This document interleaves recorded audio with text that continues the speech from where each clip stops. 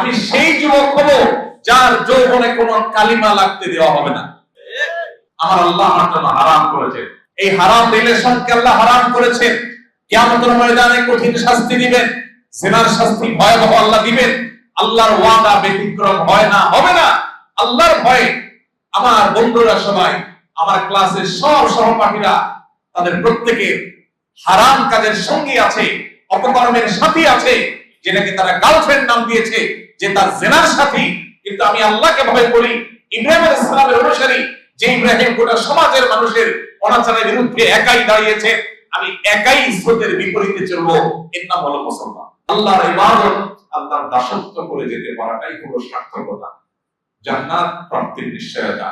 আর আল্লাহর দাসত্ব না করে প্রবৃত্তির গোলামি করা, দুনিয়ার জাকজমক আর চাকচিক্য দেখে এগুলোর পেছনে গিয়ে আল্লাহকে ভুলে যাওয়া, এই গাফলতের জীবনটা হলো অভিশপ্তের জীবন, জাহান্নামের জীবন। আজ আমরা এমন একজন মানুষের জীবন সম্পর্কে, কর্ম সম্পর্কে, সংগ্রাম সম্পর্কে জানার চেষ্টা করব ইনশাআল্লাহ, যাকে নিয়ে আল্লাহ রাব্বুল আলামিন কোরআনে হাকিমে মুসা আলাইহিস সালামের পর সবচেয়ে দীর্ঘ আলোচনা করেছেন। মুসা আলাইহিস সালামের পর যাকে নিয়ে কোরআনে সবচেয়ে বেশি আলোচনা হয়েছে, সেরকম এক মহান আল্লাহর বান্দা, আল্লাহর নবী এবং রাসূলকে নিয়ে আমরা আজ আলোচনা করব ইনশাআল্লাহ। পুরো কোরআনে কারীমের মধ্যে তার জন্য যত আলোচনা আল্লাহ তাআলা করেছেন, তাকে ঘিরে যত আলোকপাত করা হয়েছে কোরআনে, সাকল্যে সবগুলোকে একত্র করলে প্রায় পুরো কোরআনের এক পারা জুড়ে তাকে নিয়ে শুধু আল্লাহ তাআলা আলোচনা করেছে। কোরআনের মতো পাইকারি কিতাবে, যেখানে খুচরা বিষয় আলাপের সুযোগ নেই, কিয়ামত পর্যন্ত আগত মানব জাতির পথ প্রদর্শন করবে যে কোরআন, যেই কোরআনে অনেক গুরুত্বপূর্ণ বিধান, পাঁচ ওয়াক্ত ফরজ নামাজের মতো বিধান, সেটা বলতে গিয়ে আল্লাহ তাআলা খুব বেশি আয়াত ব্যবহার করেননি।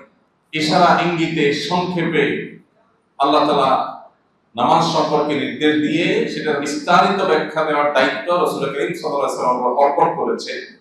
কোরআনে যেখানে অতি গুরুত্বপূর্ণ বিষয়কেও এত সংক্ষেপে বলা হয়েছে, সেই কোরআনে যখন কোন নবী, কোন রাসূল, কোন ব্যক্তিকে নিয়ে কোরআনে কারীমের 30 ভাগের এক ভাগ, প্রায় এক পারা জুড়ে যদি কাউকে নিয়ে আলোচনা করা হয়, তাহলে বুঝতে হবে তার জীবন, তার দর্শন, তার আদর্শ, তার সংগ্রাম, তার কর্ম, এগুলো আমাদের জন্য শত সহস্র অগণিত শিক্ষা যোগায়, পথ প্রদর্শন করে, এবং সেটা আমাদের জন্য অতি গুরুত্বপূর্ণ। না হলে আল্লাহ তাআলা এত আলোচনা একজনকে নিয়ে করতেন না।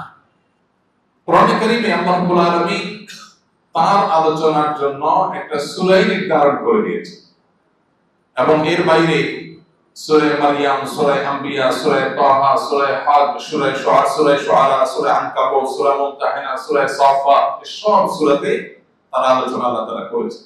তিনি হলেন আল্লাহর হাবিব, আল্লাহর খলিল, আল্লাহর নবী, আল্লাহর রাসূল ইব্রাহিম আলাইহিস সালাম। আমাদেরকে বড় বেশি ভালোবাসতেন তিনি।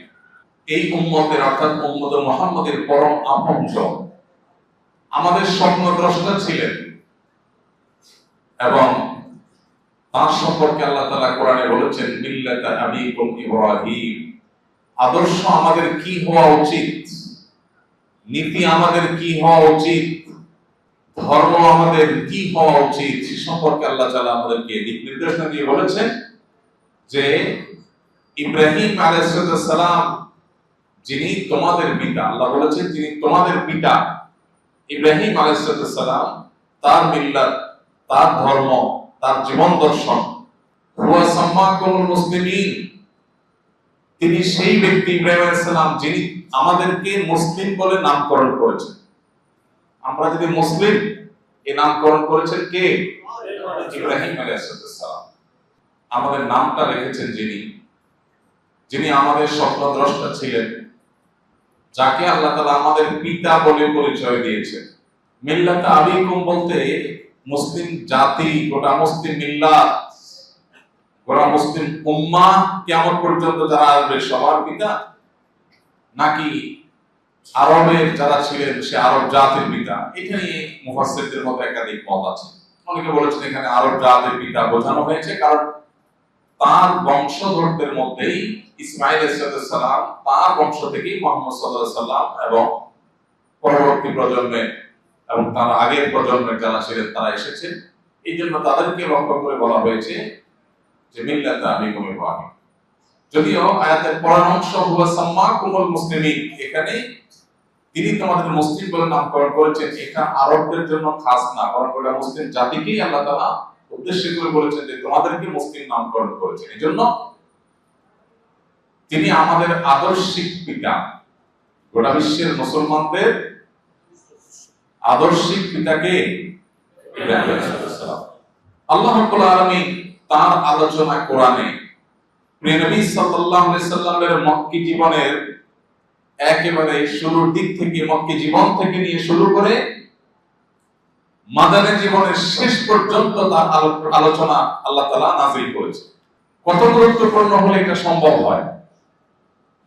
নবী করিম সাল্লাল্লাহু আলাইহি সাল্লামের জীবনীকে দুই ভাগে ভাগ করা হয়, একটা মক্কি জীবন আর একটা হলো মাদানী জীবন। মক্কি জীবন বলা হয় নবী সাল্লাল্লাহু আলাইহি সাল্লামের জীবনের সেই বছরগুলোকে, যেই বছরগুলো তিনি মক্কায় কাটিয়েছেন নবুয়তের দায়িত্ব বুঝে পর। আর মাদানী জীবন বলা হয় নবী আলাইহিস সালামের জীবনের সেই বছরগুলোকে, যে বছরগুলো তিনি হিজরত করে মদিনায় আসার পর থেকে ওয়াফাত পর্যন্ত অতিবাহিত করেছেন। সেগুলো হলো 10 বছর।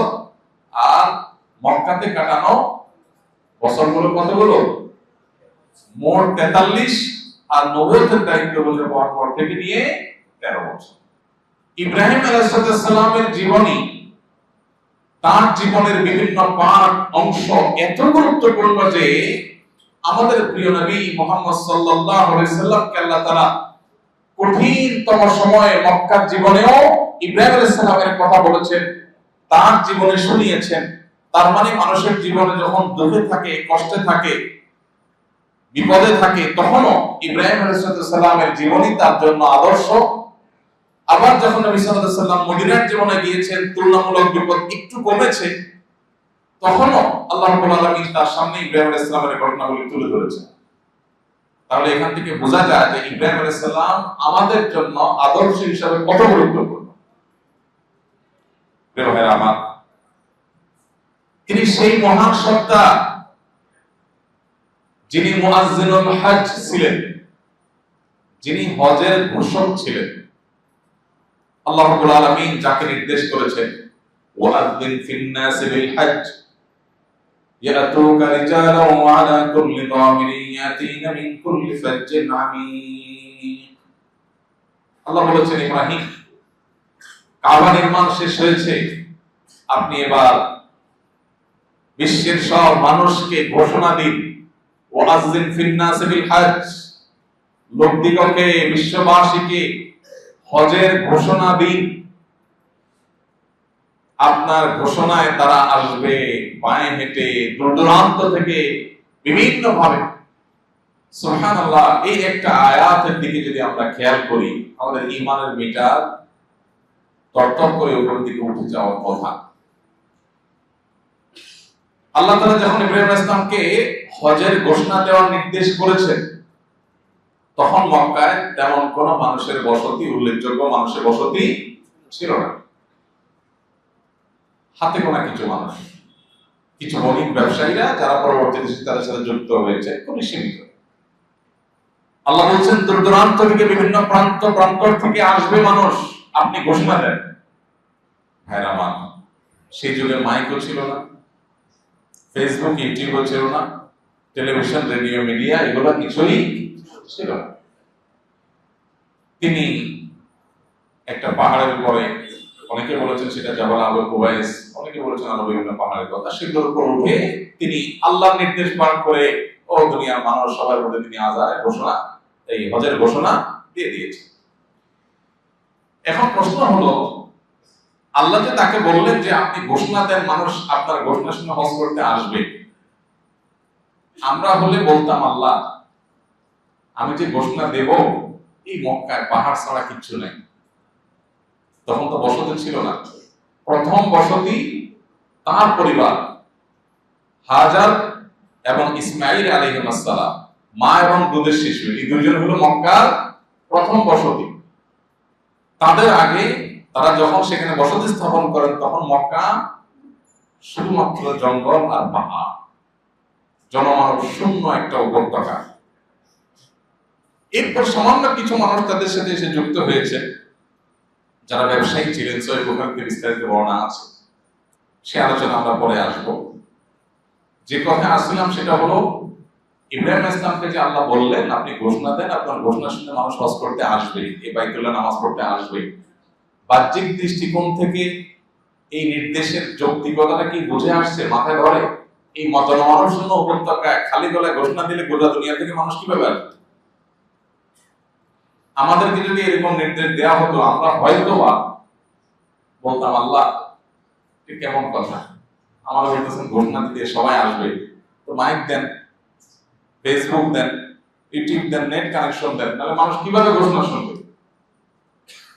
কিন্তু তিনি আল্লাহ রাব্বুল আলামিনের প্রতি এত বিশ্বাসী ছিলেন, ঈমান এত অটল ছিল, এত অবিচল ছিল, তার বিশ্বাস এত দৃঢ় ছিল। আল্লাহ যেহেতু ঘোষণা দিতে বলেছেন এবং এই ঘোষণার পর পৃথিবীর প্রান্ত প্রান্তর থেকে মানুষ আসবে, এটাও যেহেতু আল্লাহই বলেছেন, অতএব আমি আমার ঘোষণা দেই, কে শুনলো না শুনলো সেটা আমার দেখার বিষয় না। এর আওয়াজ আল্লাহ ঘরে ঘরে পৌঁছাবেন। ইব্রাহিম আলাইহিস সালামের হজের আহ্বান এখন পৃথিবীর প্রত্যেকটা অঞ্চলে, প্রতিটা জনপদে পৌঁছেছে না পৌঁছায়নি? ভাইরা আমার, তিনি সেই নবী, যে নবী আমাদের ঈমানের শিক্ষক, যিনি আমাদের তাওহীদের শিক্ষক, যিনি হজের ঘোষক, যার গুণ, যার বৈশিষ্ট্য ঘন্টাকে ঘন্টা বলার পর আমরা শেষ করতে পারবো না। তার নাম ছিল ইব্রাহিম, আর তার বাবার নাম কোরআনে যেটি বর্ণিত হয়েছে সেটি হলো আযার। এটা নিয়ে অনেক আলাপ মুফাসসিররা করেছেন, আমরা সেদিকে না যাই। তিনি জন্মগ্রহণ করেছেন ইরাকের বাবিল নামক শহরে। কোরআনে একটা শহরের নাম এসেছে, সেটার নাম কি? বাবিল। এই ইরাকের বাবিল শহরে তিনি জন্মগ্রহণ করেছেন। তার মূল উপাধি বেশ একাধিক, আমরা সেটাও আলোচনা প্রসঙ্গে বলবো কি কি উপাধি আছে তার। এর ভিতরে তার একটা উপাধি হলো তিনি ছিলেন আবুল আম্বিয়া বা নবীদের পিতা। কার পিতা? নবীদের পিতা। সুবহানাল্লাহ। তিনি ছিলেন নূহ আলাইহিস সালাম,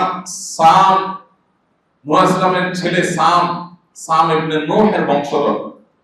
ইব্রাহিম আলাইহিস সালামের পর থেকে মুহাম্মদ সাল্লাল্লাহু আলাইহি সাল্লাম পর্যন্ত পৃথিবীতে যত নবী, যত রাসূল এসেছেন, এই সমস্ত হাজার হাজার নবী রাসূলদের সবাই এসেছেন ইব্রাহিম আলাইহিস সালামের একা ওনার বংশ থেকে। আল্লাহ রাব্বুল আলামিনের কাছে কত প্রিয় হলে, আল্লাহর কত ভালোবাসার মানুষ হলে, তার বংশ থেকেই পৃথিবীতে তার আগে নবী রাসূল যারা হয়েছেন তারা তো বিভিন্ন তার পূর্বের বংশের বিভিন্ন বংশ থেকে হয়েছে, তো তার পরে যারা এসেছেন তার 100% নবী রাসূলরা, সকল নবী রাসূলরা, ইহুদিদের সমস্ত নবী রাসূলরা, খ্রিস্টানদের নবী, আমরা যাকে নবী হিসেবে স্বীকৃতি দেই, আল্লাহ নবী ঈসা আলাইহিস সালাম, আমাদের নবী মুহাম্মদ সাল্লাল্লাহু আলাইহি সাল্লাম, সমস্ত নবী রাসূলরা যার বংশে জন্মগ্রহণ করেছেন তিনি হলেন ইব্রাহিম আলাইহিস সালাম। ভাইরা আমার, কোরআনে কারীমে আল্লাহ রাব্বুল আলামিন 25 জন নবীর নাম উল্লেখ করেছেন। কতজন? 25 জন। আল্লাহর নবী রাসূলের সংখ্যা আরো অনেক, কিন্তু কোরআনে উল্লেখিত হয়েছে যাদের নাম তারা কতজন? 25 জন। এই 25 জন নবীর মধ্যে 5 জন নবী আছেন যাদেরকে কোরআনে আল্লাহ রাব্বুল আলামিন উলুল আজমি মিনার রাসূল বলে সম্বোধন করেছেন। কি বলেছেন? উলুল আজম। উলুল আজম মানে কি? উলুল আজম মানে হলো দৃঢ় প্রত্যয়ী, যাদের প্রত্যয় ছিল সুদৃঢ়, যারা তাদের আদর্শে ছিলেন অটল অবিচল, চুল পরিমাণ তারা তাদের আদর্শ থেকে বিচলিত হন নাই। অনেক কঠিন পরীক্ষা যাদের জীবনে গেছে, কিন্তু তারা প্রত্যয়ী ছিলেন, দৃঢ় প্রত্যয়ী ছিলেন। নবী রাসূলদের মধ্যে যাদের জীবনে পরীক্ষা, কঠিন সময় জীবনে সবচেয়ে বেশি আসছে, সেই রকম 5 জন নবীকে আল্লাহ উলুল আজমি মিনার রাসূল বা রাসূলদের মধ্য থেকে দৃঢ় প্রত্যয়ী বা উলুল আজম নবী হিসেবে রাসূল হিসেবে আখ্যায়িত করেছে। সেই 5 জনের একজন ছিলেন ইব্রাহিম আলাইহিস সালাম। বাকি চারজন কারা ছিলেন? প্রথম জন ছিলেন নূহ আলাইহিস সালাম, যিনি ইব্রাহিম আলাইহিস সালামেরও আগে পৃথিবীতে এসেছেন। এরপরের জন ছিলেন ইব্রাহিম আলাইহিস সালাম, তারপরের জন ছিলেন মুসা আলাইহিস সালাম। কয়জন হলো? তারপরের জন ছিলেন ঈসা আলাইহিস সালাম, আর তারপরে পঞ্চম নম্বর ছিলেন আমাদের নবী মুহাম্মদ মুস্তাফা সাল্লাল্লাহু আলাইহি ওয়াসাল্লাম। ভাইরা আমার, আল্লাহর নবী ইব্রাহিম আলাইহিস সালাম তিনি পৃথিবীতে আজ থেকে কত বছর আগে এসেছেন জানা আছে কারো? প্রায় ৪,৫০০ বছর আগে। আল্লাহ রাব্বুল আলামিন তাকে এত বেশি বৈশিষ্ট্য দিয়েছে, এত মর্যাদা দিয়েছে, কোরআনের পাতা পাতায় আপনার ইব্রাহিম ইসলামের ঘটনা আলোচনা শুনতে পাবেন।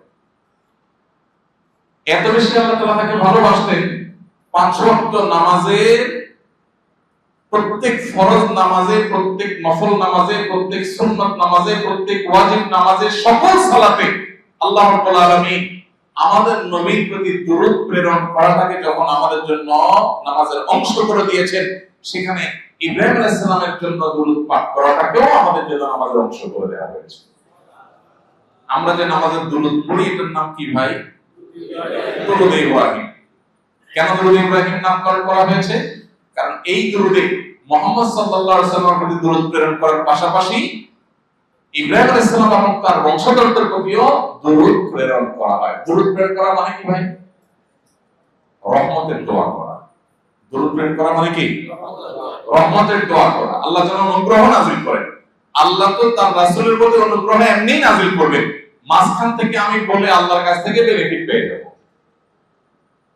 ভাইরা আমার, ইব্রাহিম আলাইহিস সালামের এক নম্বর বৈশিষ্ট্য হলো তাহলে তিনি উলুল আযম নবী ছিলেন, দিনের মধ্যেই ৫ সেরা শ্রেষ্ঠ নবীদের একজন ছিলেন।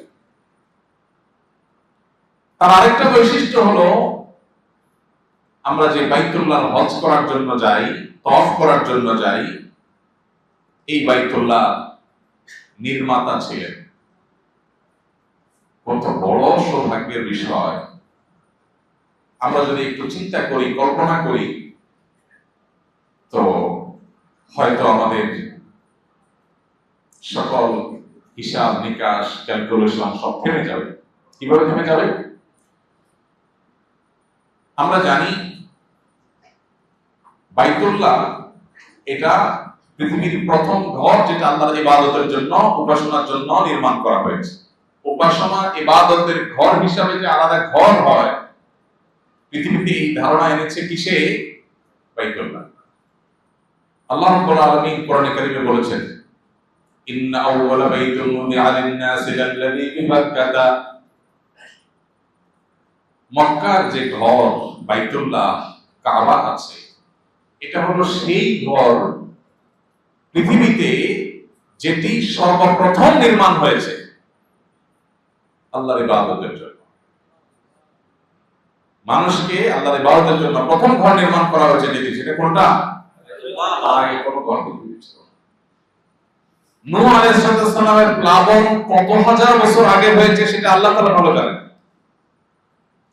সেটা সঠিক কোন সন খন কোরআন হাদিস কোথাও থেকে পরিষ্কারভাবে পাওয়া যায় না।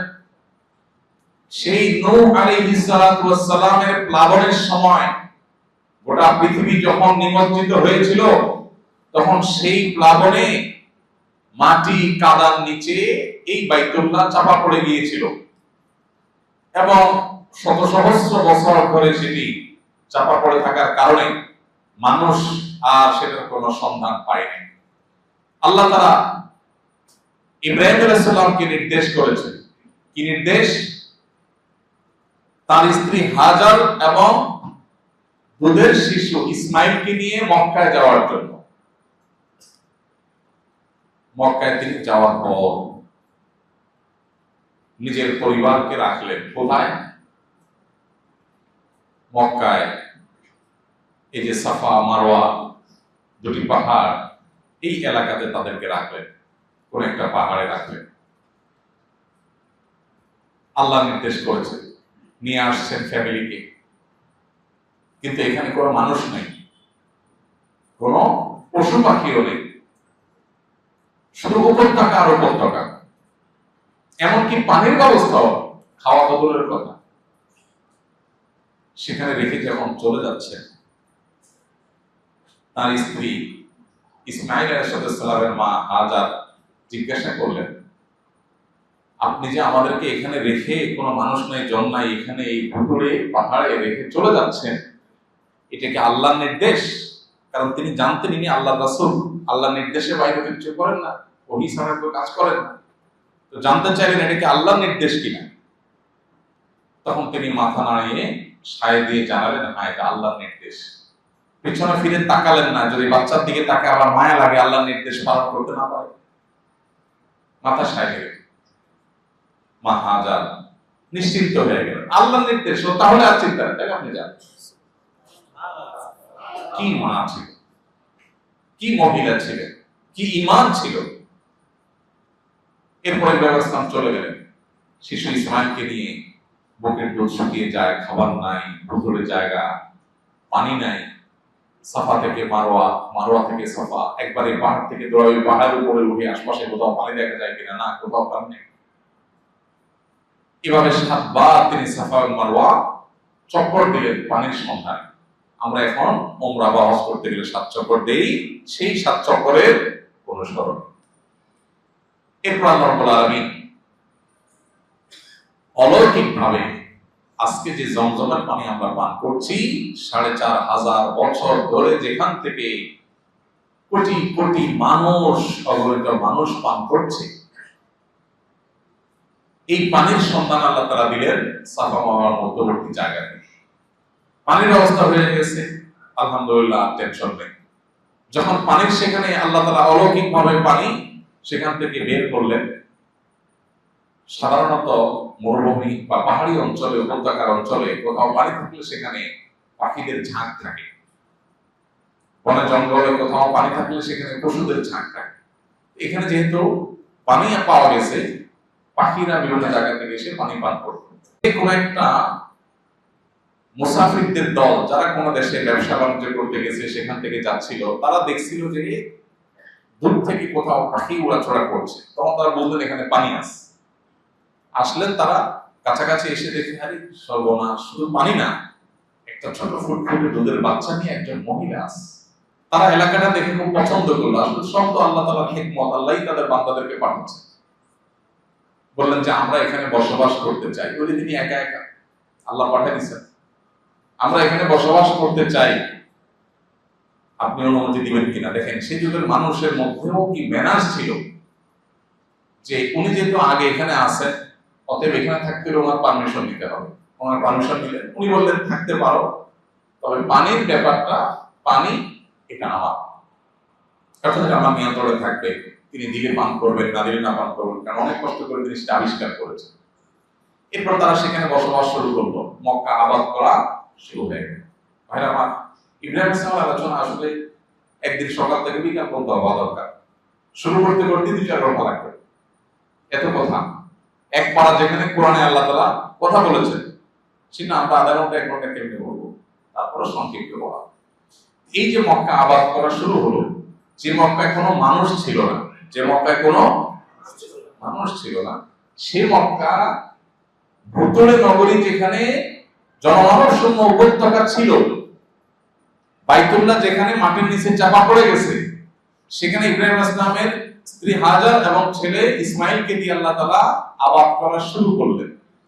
আল্লাহ তাআলার কাছে তিনি দোয়া করলেন, ইব্রাহিম ইসলাম, রব্বানা ইন্নী আসকানতু মিন যুররিয়্যাতি বিওয়াদিন গায়রি যী যার'ইন 'ইনদা বাইতিকাল মুহাররাম। আল্লাহ, আপনার সম্মানিত ঘরের কাছে আমি আমার পরিবারের সদস্যদেরকে রেখে আসলাম, যেখানে কোনো ফল নাই, ফসল নাই, খাওয়ার কিছু। এরপর অংশ কি, রব্বানা ওয়াজআল আফইদাতান মিনান নাসি তাহওয়ি ইলাইহি। আয়াত ঠিক আছে? হাফেজ করে, হাফেজ নাই কেউ? সবাই হাফেজ এখানে? আল্লাহ রাব্বুল আলামিনের কাছে দোয়া করলেন, আল্লাহ, আমার পরিবারকে যেহেতু এই জনমানব শূন্য উপত্যকা রেখে গেলাম, যেখানে কোনো ফল ফসল নাই, আপনি তাদেরকে ফল ফসল দিয়ে রিজিক দেন, আর মানুষের মনগুলোকে এই নগরীর সাথে এমন ভাবে সম্পৃক্ত করে দেন, এমন ভালোবাসা সৃষ্টি করে দেন মানুষের অন্তরে এই নগরের প্রতি, যাতে মানুষ এই শহরটাকে ভালোবাসে। দোয়া কি কবুল হয়েছে না হয় নাই? কি হওয়াটা হয়েছে? কি হওয়াটা হয়েছে? যারা তায়েফ গেছেন তারা জানেন এমন কোন ফল ফসল নাই যেটা 12 মাস তায়েফে হয় না। তায়েফের এলাকা থেকে বের হয়ে অন্য এলাকায় ঢুকে গেলে সেখানেও অন্যায়, কিন্তু তায়েফে আছে এমন ফল ফসল আল্লাহ তাআলা দিলেন যে 12 মাস ফল ফসলে ভরা। আজ সে আমরা তায়েফ গেলে ফল কিনে আনে, তাই না? এরপরে যে শহর অনাবাদী ছিল, আল্লাহর নির্দেশ পালন করেছেন একা একা নির্জনে। এই প্রশ্ন করেন নাই আল্লাহ এই নির্জন জায়গায় যে আমি থাকবো কেমনে, দোয়া করছেন আল্লাহ আপনার নির্দেশ পালন করছে, আপনি এবার ব্যবস্থা করে দেন এটাকে জমানো। এরপর আল্লাহ তাআলা জমানোর ব্যবস্থা করে দিলেন। এমন করা দোয়া করছেন আল্লাহ মানুষের অন্তরে মক্কার প্রতি ভালোবাসা দিয়ে দেন, এমন ভালোবাসা দিলেন যে 20 বার 30 বার 40 বার মক্কায় যদি কেউ যায় তারপরেও মক্কা যাওয়ার প্রতি আগ্রহ বিন্দু মাত্র। আপনি যদি পৃথিবীর কোন জায়গায় দেখতে যান, তাজমহল দেখতে যান, আমি গেছি, একবার গেলে দ্বিতীয়বার আপনারা বাইন্দা করে নিতে পারবেন, গেছি তো আর কি। কিন্তু বাইতুল্লাহ মক্কায় যারা একবার গেছেন তারা আরো পাগল হয়ে গেছে, আরো ব্যাকুল হয়ে গেছে, আবার যাওয়ার জন্য অস্থির হয়ে যান। দোয়া কবুল হয়েছে না হয়নি? ইব্রাহিম ইসলামের বৈশিষ্ট্য হলো তিনি বাইতুল্লাহ নির্মাতা। বাইতুল্লাহ নির্মাণ করা কত বড় কাজ আমরা কি চিন্তা করি? এই বাইতুল্লাহ আল্লাহ তাআলা তাকে ওহী করেছেন যে নূহ আলাইহিস সালামের প্লাবনে যে বাইতুল্লাহ মাটির নিচে চাপা পড়ে গেছে, এই বাইতুল্লাহ মূল ফাউন্ডেশন কোথা থেকে কোথায় কতটুকু ছিল এটা তাকে আল্লাহ তাআলা গাইড করেছেন। সেই গাইড অনুযায়ী তিনি সেটা আবিষ্কার করেছেন, মাটি খুঁড়ে বের করেছেন। তিনি যে বাইতুল্লাহ নির্মাণ করেছেন, এখন সেই বাইতুল্লাহ আমরা গিয়ে নামাজ পড়লে এক রাকাতে সওয়াব পাই কয় রাকাতে? 1 লক্ষ রাকাতে। 4500 বছর আগে যদি সেটা নির্মাণ করেন তিনি, 4500 বছর ধরে কত মানুষ ইবাদত করছে? নামাজ, তাওয়াফ, ইতিকাফ, কত ইবাদত করছে? কোন ক্যালকুলেটরে গণে বের করা সম্ভব? যত মানুষ যত ইবাদত করেছে, প্রতি রাকাতে 1 লাখ করে যত কোটি যত মিলিয়ন মানুষ শতাব্দীর পর শতাব্দী, সহস্রাব্দ থেকে সহস্রাব্দী পর্যন্ত ইবাদত করেছে, তারা সবাই যত সওয়াব পেয়েছে বাইতুল্লাহ নির্মাণ করার কারণে, নির্মাণ করে মানুষের ইবাদতের ব্যবস্থা করার কারণে তাদের সবার সমান সওয়াব তিনি পাচ্ছেন কি পাচ্ছেন না? হাদিসের বর্ণনা আলোকে তিনি সেই সওয়াব পাচ্ছেন। মান সান্না সুন্নাতান হাসানাতান ফালাহু আজরুহা ওয়া আজরু মান আমিলা বিহা। কেউ কোনো ভালো কাজ যদি শুরু করে দেয়, কোন একটা ভালো কাজ এলাকাতে শুরু করে দিলেন, আপনি চালু করে দিলেন, এবার আপনার দেখা দেখি যতজন করবে তাদের সবার সওয়াব তারা তো পাবেই। আপনি যে শুরুটা করে দিয়েছেন এই জন্য আল্লাহ তাআলা তাদের সবার সওয়াব আপনার আমলনামায় দিবে। এই হিসাবে ইব্রাহিম আলাইহিস সালামের আমলনামাতে কি পরিমাণ আমলের পাহাড়কে পাহাড় জমা হচ্ছে সেটা একমাত্র আল্লাহ রাব্বুল আলামিন ছাড়া কেউ বলতে। আল্লাহ কত ভালোবাসলে, আল্লাহর কত পছন্দের মানুষ বান্দা হলে তাকে আল্লাহ তাআলা এত সওয়াব প্রাপ্তির সুযোগ করে দেন, সেটা একমাত্র আল্লাহ তাআলা ভালো জানেন। ভাইরা আমার, ইব্রাহিম আলাইহিস সালাম কাবার নির্মাতা, হজের ঘোষক, হজের সূচনাকারী, কত কত ভালো কাজ, কত কত নেক কাজ আল্লাহ তাআলা তাকে দিয়ে পৃথিবীতে শুরু করেছেন। তিনি আল্লাহ তাআলার খলিল ছিলেন। আল্লাহ বলেছেন ওয়াত্তাখাযাল্লাহু ইব্রাহিম খলিলা। আল্লাহ তাআলা ইব্রাহিমকে বন্ধু হিসেবে গ্রহণ করেছেন। সুবহানাল্লাহ। আমরা হলাম আল্লাহর গোলাম, এটাই গৌরবের। গোলাম দাস কিরে ভাই, আল্লাহর গোলাম হওয়াটা কি সম্মানের না অপমানের? মানুষ মানুষের গোলাম হলে সেটা অপমানের হয়, তাই না? কেউ কারোর চাকর, কেউ কারোর চামচা, কেউ কারোর দাস, এটা কি সম্মানের না অসম্মানের? আল্লাহর গোলাম হওয়াটা কিসের? কিভাবে কিভাবে সম্মানের? একটা ছোট উদাহরণ দেই। কেউ যদি কারোর বিভিন্ন কাজ কাম গোছায় গাছায় দেয়, আগায় যোগায় দেয়, সহযোগিতা করে ব্যক্তিগতভাবে, এলাকার চেয়ারম্যান সাহেবের যদি এরকম কাজ গোছানোর কাজটা করে, মানে ওনার কাজগুলো আগায় যোগায় দেয়, এটারে আমাদের দেশে কি বলে, ভালোভাবে বললে বলে পিএস, আর আসলটা বললে কি বলে, চামচা। আচ্ছা, এই একই কাজ যদি প্রধানমন্ত্রী করে, প্রেসিডেন্টের অফিসে যদি চাকরি করে এবং ওনার কাজগুলো আগায় যোগায় দেয়, তার নাম কি? নাম হয়তো একই হতে পারে, কিন্তু মর্যাদাটা কি? প্রেসিডেন্টের পিএস, প্রেসিডেন্টের একান্ত সচিব, তার ঠেলার চোটে ডিসিএসবিও থরথর করে কাঁপে। প্রেসিডেন্টের আগায় যোগায় দিলে বা তার একান্ত ব্যক্তিগত কাজ কাম করে দিলে, যদি প্রেসিডেন্ট হওয়ার কাজ হওয়ার কারণে যদি তার মর্যাদা বেড়ে যায়, স্বয়ং আল্লাহ রাব্বুল আলামিনের দাস হওয়াটা অনেক বড় গৌরবের বিষয়। সেখানে আল্লাহ তাআলা ইব্রাহিম আলাইহিস সালামকে শুধু দাস না, শুধু বান্দা না, বন্ধু হিসেবে ঘোষণা করেছেন। কত প্রিয় মানুষ হবে এটা সম্ভব হয়? নবী করিম সাল্লাল্লাহু আলাইহি ওয়াসাল্লাম হাদিস রয়েছে, তিনি বলেছেন আল্লাহ তাআলা ইব্রাহিম আলাইহিস সালামকে বন্ধু রূপে গ্রহণ করেছেন এবং আমাকেও আল্লাহ তাআলা বন্ধু ঘোষণা করেছেন, খলিল ঘোষণা করেছেন। একই উপাধি আল্লাহ তাআলা আমাদের রাসূলকেও দিয়েছেন সাল্লাল্লাহু আলাইহি ওয়াসাল্লাম। ইব্রাহিম আলাইহিস সালামের একটা বৈশিষ্ট্য হলো তিনি আবুল আম্বিয়া বা সকল নবীদের পিতা ছিলেন। সকল নবীদের মধ্যে তার পরে যারা আসছেন তার আগের না, তাদের সবাই তার বংশধরদের মধ্যে দেখেছে। তিনি সেই নবীদের একজন, কোরআনে যার আলোচনা সবচেয়ে বেশি এসেছে। তিনি ছিলেন এমন ইমাম, এমন নেতা, এমন অনুসরণীয় ব্যক্তিত্ব, যাকে খুব আল্লাহ রাব্বুল আলামিন অনুসরণীয় বলেছেন। আল্লাহ বলেছেন ইন্না ইব্রাহিমা কানা উম্মাহ, নিশ্চয়ই ইব্রাহিম ছিলেন উম্মাহ। ইব্রাহিম কি ছিলেন? উম্মাহ ছিলেন। উম্মাহ মানে কি? উম্মাহ বলতে এখানে বোঝানো হয়েছে এই ইমাম মানে ইউক্তাদা বিহি। ইব্রাহিম ছিলেন এমন নেতা যাকে অনুসরণ করা হয়। পৃথিবীতে এত বেশি অনুসরণ করা হয় এরকম আরেকটি মানুষ আপনি দেখাতে পারবেন না। গোটা পৃথিবীতে সবচেয়ে বেশি ফলোয়ার যার, সবচেয়ে বেশি ভক্তি করে, ভক্ত যার, ভালোবাসে যাকে সবচেয়ে বেশি, তার নাম হলো ইব্রাহিম আলাইহিস সালাম। তার চেয়ে বেশি ফলোয়ার্স পৃথিবীতে তার কারণ নেই। ইহুদিরা ইব্রাহিম আলাইহিস সালামকে ভালোবাসে, তারা আব্রাহাম বলে। খ্রিস্টানরা ইব্রাহিম আলাইহিস সালামকে শ্রদ্ধা করে এবং ভালোবাসে, এবং কোরআনে আল্লাহ তাআলা উল্লেখ করেছেন ইহুদি এবং খ্রিস্টানরা গন্ডগোল করে নিজেদের মধ্যে, তারা সবাই দাবি করে তারা ইব্রাহিম আলাইহিস সালামের অনুসারী। আছে না কোরআনে? ইহুদিরা বলে আমরা ইব্রাহিম আলাইহিস সালামের উম্মত, আমরা তার অনুসরণ করি। খ্রিস্টানরা বলে আমরা অনুসরণ করি। তার মানে সবাই তাকে অনুসরণ করতে চায়। আর আমরা মুহাম্মদ সাল্লাল্লাহু আলাইহি ওয়াসাল্লাম উম্মত যারা, আমরা তো ইব্রাহিম আলাইহিস সালামকে প্রত্যেক নামাজের মধ্যে তার জন্য দরুদ প্রেরণ করি। কি পরিমাণ ভালোবাসা অনুসরণ থাকলে সেটা সম্ভব হবে বলা হবে না।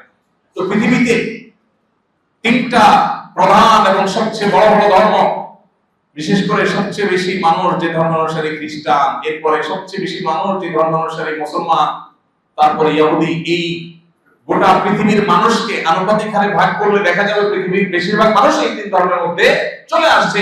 এই তিন ধর্মের মানুষ যদি কাউকে অনুসরণ করে, ভালোবাসে, ফলো করে, তাহলে তার চাইতে বেশি ফলোয়ার, তার চাইতে বেশি ভক্ত পৃথিবীতে আর কারোর হতে। এই জন্য আল্লাহ বলেছেন ইন্না ইব্রাহিমা কানা উম্মাহ, ইব্রাহিম উম্মাহ ছিলেন। ইব্রাহিম কি ছিলেন? উম্মাহ ছিলেন। উম্মাহর আরো ব্যাখ্যা আছে, অর্থ আছে, একটা বললাম। ভাই আমার ইব্রাহিম আলাইহিস সালামের বৈশিষ্ট্যের মধ্যে থেকে আরেকটা হলো তিনি মানুষকে সৎ এবং সুন্দরের পথে সবচেয়ে বেশি পথ নির্দেশ করে গিয়েছেন, এবং সকল ভালো গুণাবলী আল্লাহ তাআলা তাকে অর্জন করার এমন ভাবে তৌফিক দিয়েছেন যে নামাজের মধ্যে তার জন্য দরুদ প্রেরণ করতে হবে। তিনি আমাদেরকে মুসলিম নামকরণ করেছেন, এবং তিনি সেই মানুষ যিনি আমাদের নবীজির আগমনের জন্য আল্লাহর কাছে দোয়া করেছেন। কোরআনে কারিমে কয়েক জায়গায় সে দোয়া বর্ণিত হয়েছে। সূরা বাকারার একাধিক জায়গায় আল্লাহ তাআলা তার সে দোয়া বর্ণনা করেছেন। তিনি দোয়া করেছেন কি? আল্লাহ, আমার বংশধরদের মধ্যে, আমার পরবর্তী প্রজন্মের মধ্যে, আমার সন্তান সন্ততির মধ্যে এমন একজন রাসূলকে পাঠান, যিনি মানুষকে আপনার আয়াত পড়ে শোনাবে, মানুষকে পরিশুদ্ধ করবে, সংশোধন করবে, ভালো মানুষ বানাবে এবং তাদেরকে কিতাব এবং হিকমতের শিক্ষা দিবে। আপনি এরকম একজন রাসূল পাঠান। আল্লাহ পরবর্তীতে তার জবাবে বলেছেন যে আল্লাহ ইব্রাহিম আলাইহিস সালামের দোয়া কবুল করে এই উম্মতের মাঝে সেই রাসূল পাঠিয়েছেন, যিনি ওই তিনটা কাজ, মানুষকে আত্মশুদ্ধি করা, কোরআন এবং সুন্নাহ, কোরআনের আহ্বান মানুষের কাছে পৌঁছে দেওয়া এবং কিতাব এবং হিকমত, কোরআন এবং সুন্নাহ তালিম দেওয়ার কাজ আঞ্জাম দেন। তার নাম কি? মুহাম্মদ মুস্তাফা সাল্লাল্লাহু আলাইহি ওয়াসাল্লাম।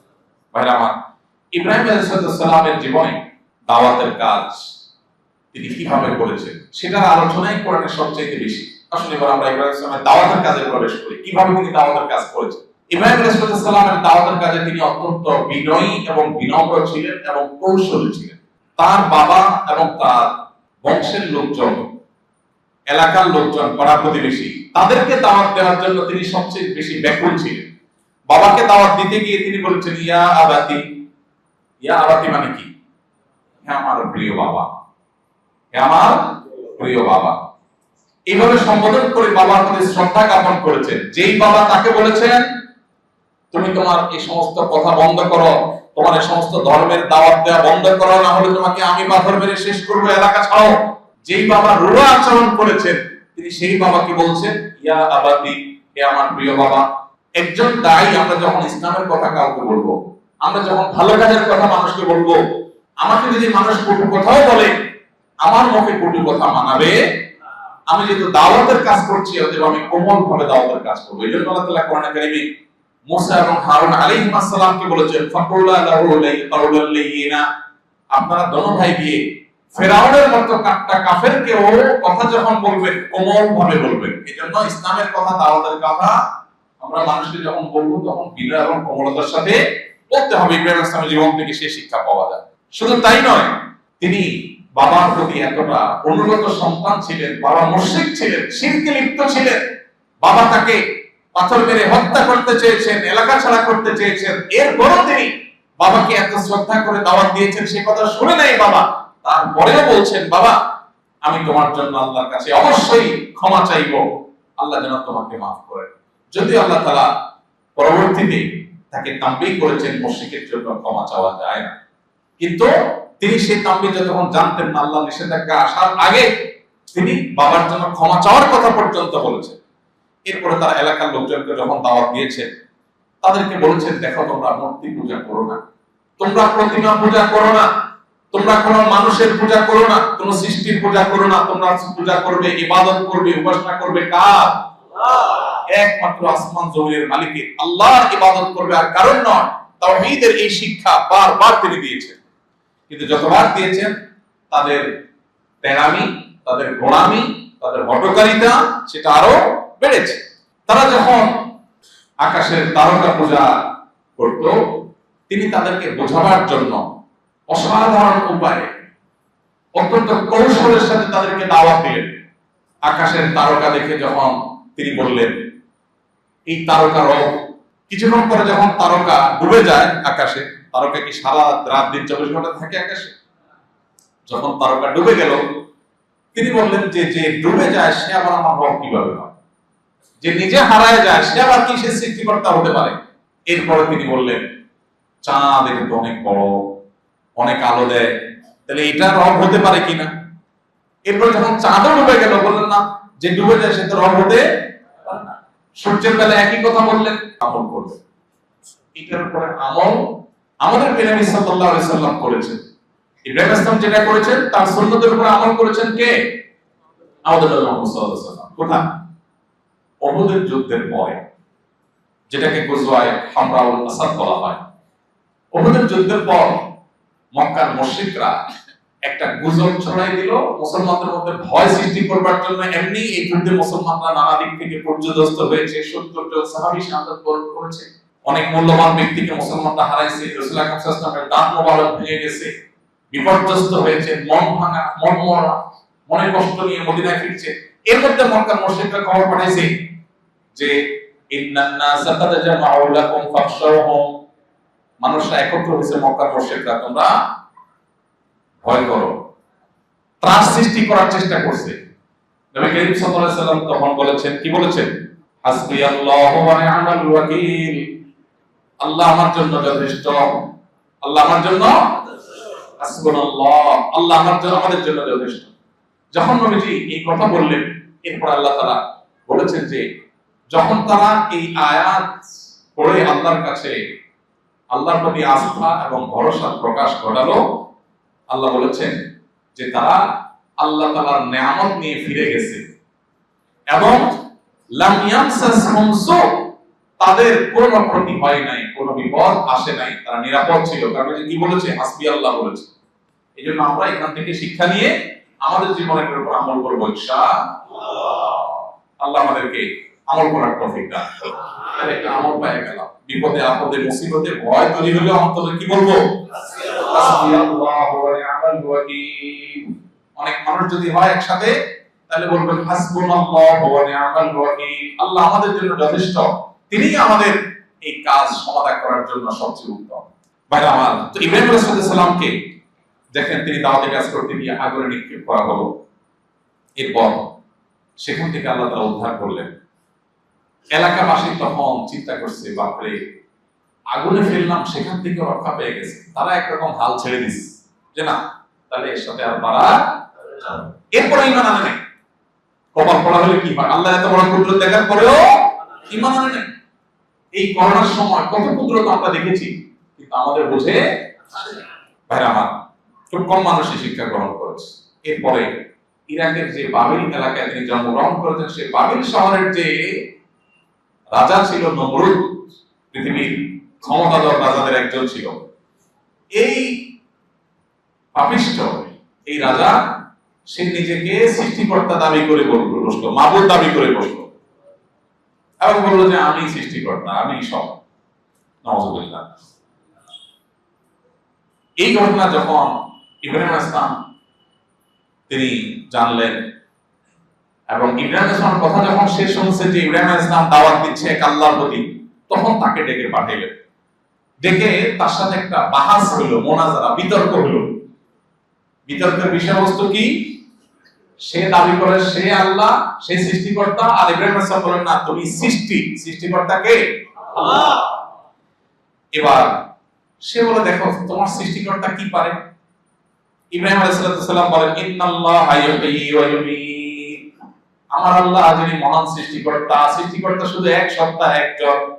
তিনি মানুষকে জীবন, তিনি সবাইকে জীবন দেয়, আবার মৃত্যু তিনিই দেয়। জীবন মরণের মালিক তিনি। নমরুদ এটা শুনে জেল থেকে দুজন মানুষকে ডেকে নিয়ে আসছে, যাদের মৃত্যুদণ্ডের অর্ডার হয়ে গেছে, মৃত্যুদণ্ড কার্যকর হবে। এই টাইমে বললো যাও, একজনকে ছেড়ে দিলাম, আরেকজনকে মেরে ফেললাম। একজনকে মেরে ফেলছে, আরেকজনকে ছেড়ে দিছি। দিয়া বলছে দেখছো আমি জীবন দিছি, মৃত্যু দিছি, এরে জীবন দিলাম, এরে মরণ দিলাম, দেখছো? তা আমি তো সৃষ্টিকর্তা।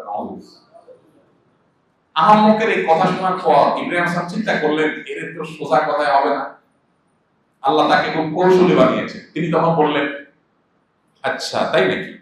ফাইন্নাল্লাহা ইয়াতি বিশ-শামসি ফামিনাল মাশরিকি ফাতি বিহা মিনাল মাগরিব, আল্লাহ তাআলা সকালবেলা সূর্য ওঠান পূর্ব দিক থেকে। তুমি যদি সৃষ্টিকর্তা হয়ে থাকো তাহলে তুমি সূর্য দেখি পশ্চিম দিক থেকে উঠায় দেখাও। ফাবহিতাল্লাযী কাফার, এরপরে তার কোনো জবাব না, জবাব হয়েছে। এভাবে ইব্রাহিম আলাইহিস সালাম দাওয়াতের কাজ করেছে। একা একজন মানুষ, একটা সমাজ, একটা কুফরি শক্তি, শিরকি শক্তির বিরুদ্ধে কিভাবে দাঁড়াতে হয়, সেই শিক্ষা যদি আপনার নিতে হয়। সমাজের সবাই 2 নম্বরই করে ভাই, সবাই করে ভাই, কোনো ব্যাপার না ভাই, মাপ চাই নিয়ে আল্লাহর কাছে নেন ভাই, ঘুষ সবাই করে ভাই। এগুলো চলে কি চলে না? গোটা সমাজের মানুষ করবে। আমি তো ইব্রাহিম আলাইহিস সালামের অনুসারী, আমি সমাজের অন্যায়, অনাচার, খারাপ কাজ, হারাম কাজ, এগুলোর বিপরীতে প্রয়োজনে একা চলবো। ঠিক আছে না ইনশাআল্লাহ? ইনশাআল্লাহ। সব যুবকরা, বেশিরভাগ যুবকরা হারাম সম্পর্কে লিপ্ত। আমি সেই যুবক হব যার যৌবনে কোনো কালিমা লাগতে দেওয়া হবে না। আমার আল্লাহ আমার জন্য হারাম করেছেন। এই হারাম রিলেশনকে আল্লাহ হারাম করেছেন। কিয়ামতের ময়দানে কঠিন শাস্তি দিবেন, জিনার শাস্তি ভয়াবহ আল্লাহ দিবেন। আল্লাহর ওয়াদা ব্যতিক্রম হয় না, হবে না। আল্লাহর ভয়ে আমার বন্ধুরা সবাই, আমার ক্লাসের সব সহপাঠীরা, তাদের প্রত্যেকের হারাম কাজের সঙ্গী আছে, অপকর্মের সাথী আছে, যেটাকে তারা গার্লফ্রেন্ড নাম দিয়েছে, যে তার জিনার সাথী। কিন্তু আমি আল্লাহকে ভয় করি। ইব্রাহিম আলাইহিস সালামের অনুসারী, যে ইব্রাহিম গোটা সমাজের মানুষের অনাচারের বিরুদ্ধে একাই দাঁড়িয়েছে, আমি একাই স্রোতের বিপরীতে চলবো। এর নাম হলো মুসলমান। আল্লাহ আমাদেরকে সেরকম মুসলমান হওয়ার তৌফিক দান করুন। আমাদের ঈমানগুলোকে আল্লাহ হেফাজত করবার তৌফিক দান করুন।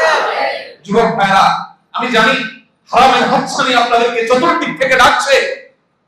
পশ্চিমা অপসংস্কৃতি আমাদের সমাজকে কুরে কুরে খাচ্ছে, আমাদেরকে খাপলে খাপলে খাচ্ছে, ছবল মারছে। বিজ্ঞাপনের নামে আপনাকে উস্কায়, নাটকের নামে আপনাকে উস্কায়, সিনেমার নামে আপনাকে উস্কানি দেয়, আপনাকে নানাভাবে আপনার চরিত্রকে নষ্ট করবার চেষ্টা করে। মনে রাখবেন, মুসলিম যুবকের সবচেয়ে বড় আধ্যাত্মিক স্পিরিচুয়াল শক্তি, এটা সে হেফাজত করতে পারে যখন সে তার চরিত্রকে হেফাজত করতে পারে। আজ সেরকম যুবক যদি পাওয়া যায় যারা ইব্রাহিম আলাইহিস সালামের মতো নিজের আদর্শের উপর অটল থাকবে, তাহলে এরাই আগামী পৃথিবীর ত্রাণকর্তায় পরিণত হবে ইনশাআল্লাহ। আল্লাহ আমাদের সবাইকে আমাদের ঈমান আমলকে আল্লাহ হেফাজত করার তৌফিক দান করুন। ইব্রাহিম আলাইহিস সালামের জীবনের প্রতিটা লাইনে লাইনে আমাদের জন্য কিভাবে শিক্ষা আছে, সেটা নিয়ে ঘন্টাকে ঘন্টা আলোচনা করে শেষ করা যাবে। ভাইরা আমার, আল্লাহ নবী ইব্রাহিম আলাইহিস সালাম নমরুদের সাথে যখন কথোপকথন হলো, সেখানেও নমরুদ যখন হার মেনে গেল, তখন ইব্রাহিম আলাইহিস সালামের বিরুদ্ধে তারা নানাবিধ ষড়যন্ত্র আনা শুরু করলো যে না, যে কোনো ভাবে তাকে মারতে হবে। আল্লাহ তাআলা ইব্রাহিম আলাইহিস সালামকে তখন নির্দেশ করলেন, এলাকা ছেড়ে চলে যান। আপনি আপনার সাধ্য অনুযায়ী এলাকার মানুষকে হেদায়েতের চেষ্টা করেছেন, কপাল পোড়া তারা হেদায়েত গ্রহণ করে নাই, আপনি আপনার পরিবার নিয়ে চলে যান। তার সাথে তার ভাতিজা আরেক নবী লূত আলাইহিস সালাম ছিলেন, তাকে সাথে নিয়ে, পরিবারকে সাথে নিয়ে তিনি ইরাকের বাবেল শহর ত্যাগ করে হিজরত করলেন। কি করলেন ভাই? তার জীবনে 3টা হিজরতের কথা পাওয়া যায়। কয়টা হিজরত? এর ভিতরে একটা হিজরতের কথা পাওয়া যায় সূরা মারিয়ামের 48 নম্বর আয়াতে। আল্লাহ তাআলা বলেছেন, ওয়া তাযরিকুম মা তাদউন মিন দুনিল্লাহি ওয়া আদউ রাব্বি। তিনি বলেন, হে আমার সম্প্রদায়, তোমরা যেহেতু আমার রবের একত্ববাদকে স্বীকার করো নাই, সমাজে অনাচার চলছে, তাই আমি সবার সাথে তাল মিলাবো না। তোমরা ভুল পথে আছো, সঠিক পথে আনার চেষ্টা করেছি, যেহেতু আসো নাই, তাহলে তোমাদেরকে ত্যাগ করলাম। যেই বন্ধু খারাপ পথে থাকবে, তাকে ভালো পথে আনার চেষ্টা করবে। ভালো পথে আনার চেষ্টা করার পরে যদি সে না শোনে, যেহেতু আমার দোস্ত, থাক, ওর সাথেই চলি না। যদি খারাপ পথ থেকে না ফিরে, তাহলে সেই বন্ধু আমার জীবনে থাকতে, আমি কি আল্লাহকে গ্রহণ করছি না তাকে গ্রহণ করছি, এটাই অ্যাসিড টেস্ট। ইব্রাহিম আলাইহিস সালাম বলেছেন, ওয়া তাযলিকুম মা তাদউনা মিন দুনিল্লাহ ওয়া আদউ রাব্বি। আমি তোমরা যে যাদের উপাসনা করো, সেই প্রতিমা, সেই তারকারাজি, সেই চন্দ্র সূর্য, সেই সমস্ত সৃষ্টি যেগুলো আল্লাহ বানাইছেন, সেগুলোকে তোমরা পূজা করছো, আমি সেগুলোকে ত্যাগ করছি, তোমাদেরকেও ত্যাগ করছি। এই এলাকা ত্যাগ করে তিনি চলে গেলেন। প্রথম হিজরত তিনি করলেন তার স্ত্রী সারা সহ এবং ভাতিজা লূত আলাইহিস সালামকে সাথে নিয়ে শামে, মানে তখনকার শাম, আজকের সিরিয়া, ফিলিস্তিন, তারপরে যায় জর্ডান, এই পুরো অঞ্চল জুড়ে ছিল কি দেশ? শাম দেশ, যেটা বৃহত্তর সিরিয়া বলা যেতে পারে, সেখানে। এরপরে দ্বিতীয় হিজরতের কথা আল্লাহ তাআলা সূরা আনকাবুতের 26 নম্বর আয়াতে বলেছেন, ওয়া ক্বালা ইন্নী মুহাজিরুন ইলা রাব্বি। সেখানে ভয়াবহ দুর্ভিক্ষ দেখা দিয়েছে শাম দেশে। আল্লাহ তাআলা তখন নির্দেশ করলেন, আপনি মিশরে ফ্যামিলি নিয়ে যান। তখন তিনি আল্লাহর নির্দেশে আবার মিশরে গেলেন। দ্বিতীয় হিজরত হলো। মিশরে অনেক ঘটনা ঘটেছে, আমি সেদিকে আর না যাই, আল্লাহর কুদরতের প্রকাশ সেখানে ঘটেছে। 3 নম্বর, তৃতীয় দফা, আল্লাহ তাআলা তাকে নির্দেশ করেছেন তার স্ত্রী হাজারকে এবং ইসমাইল, দুধের শিশু ইসমাইলকে নিয়ে কোথায় যাওয়ার জন্য? মক্কা যাওয়ার। এই যে মক্কা যাওয়ার জন্য বলেছেন, সেটা হলো তৃতীয় হিজরত। তাহলে ইরাকের বাবেল থেকে শাম দেশ সেখান থেকে মিশর, তারপরে তিনটা হিজরত তার জীবনে ছিল। এতগুলো ত্যাগ জীবনে করা লাগছে, এখান থেকে ওখান থেকে ওখানে, আল্লাহ নির্দেশ পালন করে কোনো পিছপা। তার জীবনে কঠিন কঠিন পরীক্ষা আসছে ভাই। তার পরীক্ষাগুলো এত কঠিন ছিল, আল্লাহ বলেছেন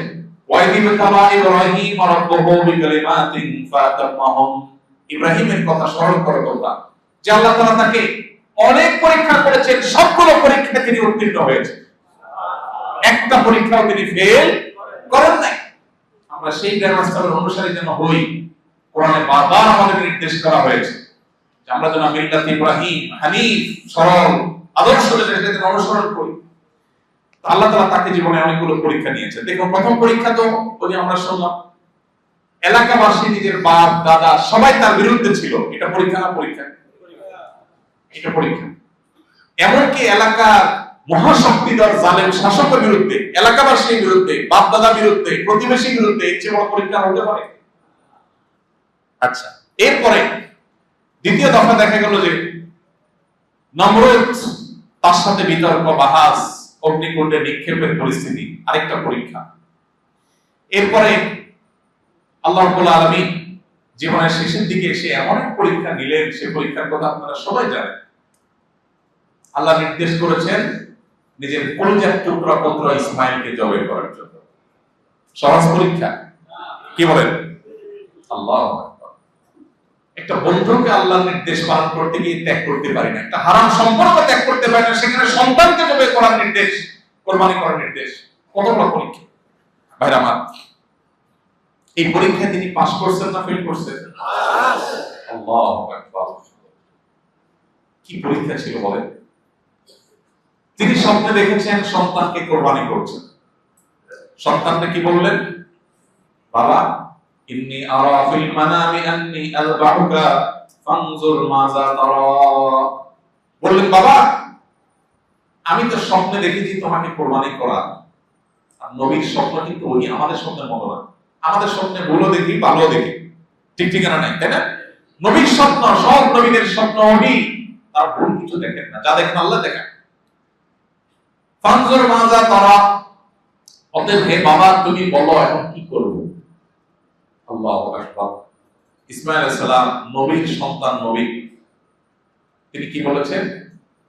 قال يا أبت افعل ما تؤمر ستجدني إن شاء الله من الصابرين।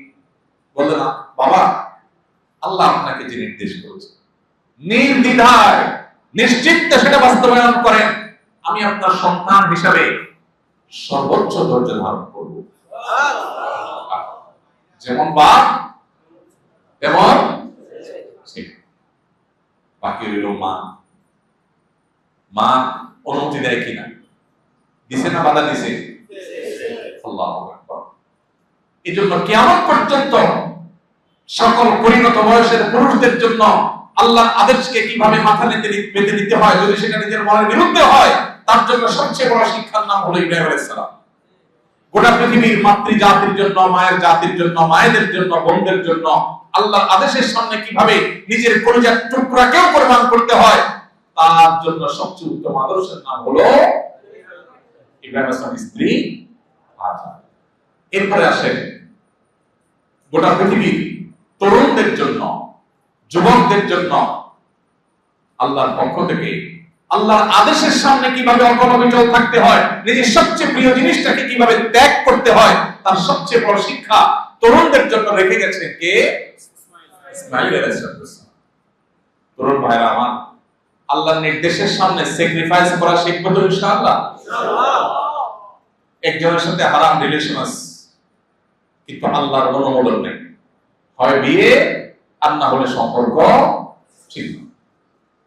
বন্ধুর সাথে অনেক ডিগ্রি দোস্তি, কিন্তু বন্ধু আমার খারাপ অভ্যাস আছে, হারাম করে, নামাজ পড়ে না, আল্লাহর ভয় নাই, মুসলমানিত্ব নাই, আল্লাহর জন্য সেই বন্ধুকে কাট করে দিতে পারা, এটাই হলো ইব্রাহিম আলাইহিস সালামের আদর্শের শিক্ষা।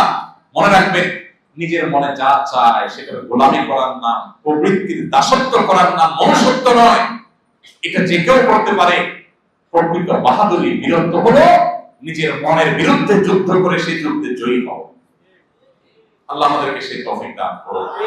ইব্রাহিম আলাইহিস সালাম, তাকে আল্লাহ তাআলা এই কঠিন পরীক্ষা নিয়েছেন, সেই পরীক্ষা তিনি জিতেছেন। সন্তান জবে হয় নাই, আল্লাহ তাকে পরীক্ষা করেছেন যে আল্লাহর জন্য তিনি কতটা স্যাক্রিফাইস করতে পারেন। নিজের জীবনের সবচেয়ে বড় স্যাক্রিফাইসটা তিনি করে দেখিয়েছেন। এজন্য আল্লাহ বলেছেন, ওয়াইদিলতালা ইব্রাহিম রাব্বুহু বিকালিমাতিন ফাতাম্মাহুন। আল্লাহ যত পরীক্ষা তার কাছ থেকে নিয়েছেন সবগুলোতে তিনি পাস করেছেন। বাইরাবা, এরপরে তার জীবনে আরেকটা পরীক্ষা ছিল, ওই যে আগুনের নিক্ষেপ, যেটা আমরা একটু আগে শুনলাম। আরেকটা পরীক্ষা ছিল, মিশরে যখন হিজরত করে গেছেন, সেখানে জালেম শাসক তার স্ত্রীকে আটক করেছে এবং তার হারাম লিপ্সা পূরণ করার দুঃসাহস দেখিয়েছে। তিনি সেখানে অটল ছিলেন, অবিচল ছিলেন, ভয় পায় যান নাই। শক্ত হাতে সেটা দমন করেছে এবং আল্লাহ হেফাজত করেছে, তার মুজিজা আল্লাহ প্রকাশ করেছে। এরপর জীবনের আরেকটা কঠিন পরীক্ষা এর মাঝে হয়েছে, সেটা হলো পরিবারকে জনমানব শূন্য মক্কার শূন্য উপত্যকায় রেখে আসা। আল্লাহর নির্দেশটা মানাটা সহজ ছিল না, কঠিন ছিল, কিন্তু সেই নির্দেশ তিনি পালন করেছেন না করেন নাই? এমনি এমনি আল্লাহর খলিল হন নাই, এমনি এমনি আল্লাহর বন্ধু হন নাই। অনেক পরীক্ষা দিয়ে, অনেক অ্যাসিড টেস্ট পার হয়ে তারপর তিনি আল্লাহর খলিল হয়েছে। আল্লাহ রাব্বুল আলামিনের সামনে ভাই আমাদের যেতে হবে। আমরা সবাই আল্লাহর কাছে চলে যাব। ইব্রাহিম আলাইহিস আল্লাহর কাছে চলে গেছেন, আমাদেরকেও যেতে হবে। এই পৃথিবীতে আমরা কেউ থাকবো না ভাই। শিক্ষিত যে তাকেও যেতে হবে, অশিক্ষিত যে তাকেও, ব্যবসায়ী যে তাকেও যেতে হবে, গরিব যে তাকেও। ভাইরা আমার, সবাইকে আল্লাহর সামনে যেতে হবে। আল্লাহর ইবাদত, আল্লাহর দাসত্ব করে যেতে পারাটাই হলো সার্থকতা, জান্নাত প্রাপ্তির নিশ্চয়তা। আর আল্লাহর দাসত্ব না করে প্রকৃতির গোলামি করা, দুনিয়ার জাকজমক আর চাকচিক্য দেখে এগুলোর পেছনে গিয়ে আল্লাহকে ভুলে যাওয়া, এই গাফলতের জীবনটা হলো অভিশপ্তের জীবন, জাহান্নামের জীবন। আল্লাহ তাআলা নবী রাসূলদের জীবন থেকে আমাদেরকে আল্লাহর আনুগত্যের জীবনকে বাছাই করে নেওয়া, অনুসরণ করার তৌফিক দান করুন। ইব্রাহিম আলাইহিস সালামের সন্তান সন্ততি কতজন ছিলেন সে সম্পর্কে অনেকে বলেছেন 4 জন ছিলেন। তাদের মধ্যে ইসমাঈল আলাইহিস সালাম, ইসহাক আলাইহিস সালাম ছিলেন এবং এর বাইরেও আরো 2 জন সন্তান তাদের ছিলেন। ইব্রাহিম আলাইহিস সালাম সম্পর্কে ওই যে আমরা বলছিলাম তিনি আবুল আম্বিয়া, সব নবীদের বাপ। কিভাবে সব নবীদের বাপ ছিলেন? ইব্রাহিম আলাইহিস সালামের ছেলের নাম ছিল, 2 ছেলের মধ্যে এক ছেলে ইসমাঈল, আর এক ছেলের নাম ছিল কি? ইসহাক। ইসহাক আলাইহিস সালাম তিনিও নবী ছিলেন, ইসমাঈল নবী ছিলেন। ইসহাক আলাইহিস সালামের ছেলের নাম ছিল কি? ইয়াকুব আলাইহিস সালাম। ইয়াকুব আলাইহিস সালামের উপাধি, টাইটেল ছিল ইসরাইল। ইসরাইল মানে কি? আল্লাহর বান্দা। সেই ভাষায় ইসরাইলের মানে কি ছিল? আল্লাহর বান্দা, মানে আব্দুল্লাহ। তো ইব্রাহিম আলাইহিস সালামের নাতি ইয়াকুব আলাইহিস সালাম তিনি ছিলেন ইসরাইল। তার বংশে যত মানুষ আসছে, যত নবী রাসূল আসছে, যত লোক আসছে, তাদের সবাইকে বলা হয় বনি ইসরাইল। কি বলা হয়? বনি ইসরাইল, মানে ইসরাইলের বংশধর, ইসলামের সন্তান সন্ততি। তাহলে বনি ইসরাইলে নবী রাসূল তো অগণিত আসছে। তাহলে ইব্রাহিম আলাইহিস সালামের 2 ছেলে ইসমাঈল এবং ইসহাক। ইসহাক আলাইহিস সালামের ঘরে ইয়াকুব আলাইহিস সালাম আসছেন, তার ঘরে হলো ইহুদিদের সমস্ত নবী রাসূল এবং কি ঈসা আলাইহিস সালামও সেই বংশেই এসেছেন। আর ইসমাঈল আলাইহিস সালামের বংশে একজন নবী শুধু এসেছেন, তার নাম হলো মুহাম্মদ মুস্তাফা সাল্লাল্লাহু আলাইহি ওয়াসাল্লাম। তাহলে সমস্ত নবী রাসূলদের গোড়া যেহেতু ইব্রাহিম আলাইহিস সালাম, সেজন্য তাকে বলা হয় আবুল আম্বিয়া বা নবীদের। ইব্রাহিম আলাইহিস সালামের বৃদ্ধ বয়সে আল্লাহ তাআলা একটা অলৌকিকত্ব দেখাইছেন তাকে। কোরআনে আপনারা বারবার এই আয়াতগুলো শুনেন, অনেক অর্থ বোঝেন নিশ্চয়ই। আল্লাহ রাব্বুল আলামিন বৃদ্ধ বয়সে তাকে একটা সুসংবাদ দিয়েছেন। তার বয়স যখন সম্ভবত 80, সেই বয়সে সন্তান হওয়ার কোনো সম্ভাবনা নাই। ওই বয়সে আল্লাহ তাআলা তাকে ইসহাক নামক পুত্র হবে সেই সুসংবাদ দিয়েছেন। আল্লাহ তাআলা দেখিয়েছেন আল্লাহ সবকিছুই পারেন। যদিও ফেরেশতারা আসছিল অন্য বিষয় নিয়ে। লূত আলাইহিস সালাম যে 3টা ভাতিজা ছিল, তিনিও নবী ছিলেন। তার অনুসারী লোকেরা সমকামিতায় লিপ্ত হয়েছে। আজকের পৃথিবী যেটাকে প্রতিষ্ঠা করার জন্য উঠে পড়ে লেগেছে, আজকে যে বিকৃতিকে সমাজে গেলাবার জন্য অ্যাগ্রেসিভলি পুশ করার চেষ্টা করা হচ্ছে। সমাজে অনেক ভালো জিনিসকে এভাবে প্রতিষ্ঠার চেষ্টা করা হয় না যেভাবে সমকামিতাকে প্রতিষ্ঠা করার নোংরা চেষ্টা করা হচ্ছে। পশ্চিমা পৃথিবীগুলোতে যদি আপনি চলে যান, পশ্চিমা পৃথিবীর দেশগুলোতে যদি আপনি চলে যান, সেখানে দেখবেন যে স্কুল কলেজে সমস্ত জায়গায় মানুষকে খাওয়া পড়া যেভাবে শেখানো হয়, সমকামিতা এটা নাউজুবিল্লাহ কোনো দোষের কিছু না, স্বাভাবিক, এটা বোঝাবার চেষ্টা করা হয়। কেন করা হয় এই দীর্ঘ আলোচনা আছে ভাই। যৌন বিকৃতির মাধ্যমে তাদের লাভটা কি এটা নিয়ে অনেক আলোচনা আছে, সেদিকে যাওয়ার সুযোগ সময় নাই।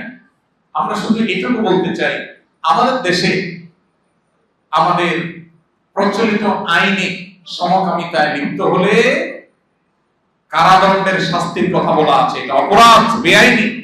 বাংলাদেশে যত ধর্মের মানুষ বসবাস করে, মুসলমান, হিন্দু, খ্রিস্টান, বৌদ্ধ, সব ধর্ম মতে এটা নিষিদ্ধ। তাহলে দেশের সব ধর্মে এদেশের আইনে যেটা নিষিদ্ধ, সেটাকে এদেশের কিছু এনজিও, কিছু তথাকথিত সুশীল সমাজ, তথাকথিত রাজনীতিবিদ, তথাকথিত গণমাধ্যম কর্মী পরিচয় দিয়ে কিছু মানুষ এই সমকামিতাকে সমাজে এস্টাবলিশ করার চেষ্টা করছে। এরা এই সমাজের শত্রু, এরা আগামী প্রজন্মের শত্রু। সমকামিতা যদি প্রতিষ্ঠা হয় কি হতে পারে পশ্চিমাদের দিকে তাকালে বুঝতে পারবে। পশ্চিমা পৃথিবীতে বহু দেশে অভিভাবকরা রাস্তায় নেমেছে এগুলোর বিরুদ্ধে। ভাইরা আমার, কেন? কারণ সমকামিতা প্রতিষ্ঠা হলে মানুষের জন্মের এই ধারা থাকবে না, বন্ধ হয়ে যাবে। আস্তে আস্তে হবে, কমতে থাকবে। পশ্চিমা পৃথিবীতে এখন মানুষ জন্ম হয় না, সেটার অনেক কারণ আছে। তো মানবতার জন্য ধ্বংসাত্মক এই বিকৃত মানুষের যেটা মানসিক রোগ বা বিকৃতি, সেটাকে অধিকারের নাম দিয়ে কোনোটি এস্টাবলিশ করা হচ্ছে। এখন বাংলাদেশে যেটা বহুদিন চেষ্টা করছে, কোনোভাবে যখন পারে না গিলাইতে, এখন ওটার নাম একটু ঘুরাই দিছে। এখন বলে ট্রান্সজেন্ডার। এখন বলে কি ট্রান্সজেন্ডার। ট্রান্সজেন্ডার কি? একজন পুরুষ, তিনি বললো না আমার নিজেকে মহিলা মনে হয়, মহিলা ঘোষণা করলাম, মহিলা হয়ে গেল। আর একজন মহিলা নিজেকে পুরুষ মনে হয়, সে পুরুষ হয়ে গেল। মানসিক রোগ থাকলে তার ট্রিটমেন্ট হবে, কাউন্সিলিং হবে, সে সুস্থ হবে। সেটা না করে একজন পুরুষ যদি না আমি নিজের মহিলা মনে হয়, তাহলে সে মহিলা। আচ্ছা, তাকে যদি মহিলা ঘোষণা করা হয় অফিসিয়ালি, তাহলে সে তো আসলে পুরুষ। এখন তো মহিলা অফিসিয়ালি হয়ে গেল, সে যদি বলছে আমার মহিলা মনে হয়, এখন তার বিয়ে কার সাথে হবে? পুরুষের সাথে না মহিলার সাথে? যেহেতু অফিসিয়ালি মহিলা ঘোষণা হয়ে গেছে, তাহলে এখন বিয়ে কার সাথে হবে? পুরুষের সাথে। আর আসলে সে ছিল একটা আস্ত বেড়া। তাহলে এখন আরেকটা পুরুষের সাথে বিয়ে হলে তখন কি হলো? সমকামিতা হলো। কি হলো? কিভাবে ট্রান্সজেন্ডার মতবাদের মাধ্যমে সমকামিতাকে সমাজে প্রতিষ্ঠা করছে শয়তানরা, এটা আমরা অনেকে আছো করতে। এই যে জুলাই আন্দোলনে যারা মারা গেছে, আহত হয়েছে, তাদের যে তালিকা করার জন্য সরকারিভাবে স্বাস্থ্য মন্ত্রণালয় থেকে যে ওয়েবসাইটে যে লিংক দেওয়া হয়েছে, ওখানে পর্যন্ত ড্রপ ডাউনে দেখা যায় যে মেল, ফিমেল, আর 3 নম্বর আরেকটা কি, এই চিন্তা করেন কয়টা ট্রান্সজেন্ডার মরছে। এগুলো আকাম করে কোন পায় না, এরা আবার দেশের জন্য লড়বে। তাহলে এই সমকামিতাকে প্রতিষ্ঠা করার চেষ্টা করা হচ্ছে। লূত আলাইহিস সালামের জাতিকে আল্লাহ ধ্বংস করেছেন, তার নিদর্শন এখনো পৃথিবীতে আছে। কেউ জর্ডানে গিয়ে দেখতে পারে কিভাবে তাদেরকে আল্লাহর গজব ধ্বংস করেছে, আল্লাহ রেখে দিয়েছেন সেগুলোকে। ভাইরা আমার, লূত আলাইহিস সালামের জাতির উপরে আযাব নিয়ে যখন ফেরেশতারা আসছেন, ইব্রাহিম আলাইহিস সালাম বাড়িতে আগে গেছেন। তিনি মনে করছেন তারা মানুষের আকৃতি ধরে আসছে, তিনি মনে করছেন মেহমান আসছে, তাড়াতাড়ি করে ছাগল টাগল গুনাহ করে সামনে আনছে। এরপর দেখে খায় না, বলে মেহমানরা খান না কেন? ওনারা বলেন আমরা তো মানুষ না, মানুষ খায়, আমরা ফেরেশতা আল্লাহ পাঠাইছেন, আমরা খাই না, খানা লাগে না আমাদের, আপনারা খান। কেন আসছেন? আপনার ভাতিজা লূতের জাতি যে সমকামিতা লিপ্ত হয়েছে, ওদেরকে গজবে ধ্বংস করার জন্য আল্লাহ পাঠিয়েছেন।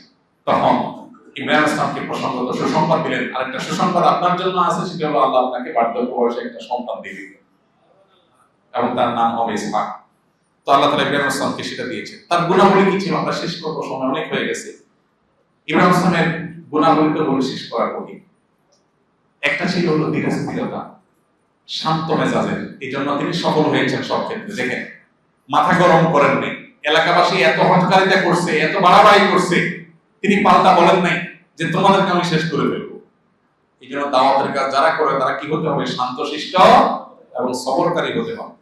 দ্বিতীয়ত, সন্তান হিসেবে যেমন আদর্শ ছিলেন, বাবা হিসেবে তেমন আদর্শ ছিলেন। সন্তান হিসেবে নিজের বাবা এত উল্টাপাল্টা করেছে, তারপরে বলতেন ইয়া আবাদি, না আমার প্রিয় বাবা। অর্থাৎ বাবার প্রতি অশ্রদ্ধা কখনো করতেন না। আজকাল তো ছেলেপেলেরা নিজের মনের একটি বিরুদ্ধে গেলে বাবার সাথে চোখ উল্টায় কথা বলে। আবার সন্তানের জন্য তিনি আদর্শ পিতা ছিলেন। তার সন্তানদের তিনি দ্বীন শিখিয়েছেন, ঈমান শিখিয়েছেন, স্যাক্রিফাইস শিখিয়েছেন, কোরবানি শিখিয়েছেন। ইসমাঈল ইসলামকে কিরকম ঈমান শিখিয়েছেন যে আল্লাহর রাহে কোরবানি হতে তিনি প্রস্তুত ছিলেন। আমরা তো আজকাল পোলাপানকে শুধু ভোগ শিখাই। আমি সবসময় বলি ভাইরা, বাচ্চাদেরকে আল্লাহর ওয়াস্তে ভোগ শিখাবেন না, ত্যাগ শিখাবেন। কি শিখাবেন? ত্যাগ। ভোগ করার জন্য কোনো যোগ্যতা লাগে না, ত্যাগের জন্য কি লাগে? যোগ্যতা। ভোগ ফকিরের ছেলে মেয়েও করতে পারে, গরিবের ছেলে মেয়েও। ত্যাগ সবাই পারে। সন্তানদের কষ্ট সহিষ্ণু শিখাবেন, শুধু আরাম শিখাবেন না। আরাম শিখাইলে সবসময় সে আরাম পাবে না, একসময় ব্যারাম পাবে, তখন কিন্তু সে টিকতে পারবে না। এই জন্য পোলাপানরে স্যাক্রিফাইস শিখাবেন, কষ্ট সহিষ্ণু শিখাবেন। ইব্রাহিম ইসলাম সেই কাজটা করতেন। 3 নম্বর, তার মধ্যে দৃঢ় বিশ্বাস ছিল, একই ছিল। একবার তিনি আল্লাহকে বললেন, আল্লাহ আপনি রব্বি আরিনি কাইফা তুহয়িল মাউতা, আল্লাহ আমাকে একটু দেখান তো আপনি কিভাবে মৃতকে জীবিত করবেন। কিয়ামতে তো আপনি করবেন জানি, আমি একটু দেখতে চাই। আল্লাহ বলেন, আওয়ালাম তুমিন, আপনার কি বিশ্বাস হয় না আমি মৃতকে জীবিত করতে পারবো? তেমন বলা বলা, হ্যাঁ অবশ্যই আল্লাহ আমি বিশ্বাস করি। ওয়ালাকিন লিয়াতমাইন্না কলবি, কিন্তু আমার অন্তর যাতে একটু প্রশান্ত হয়, এটা দেখতে চাচ্ছে আল্লাহ।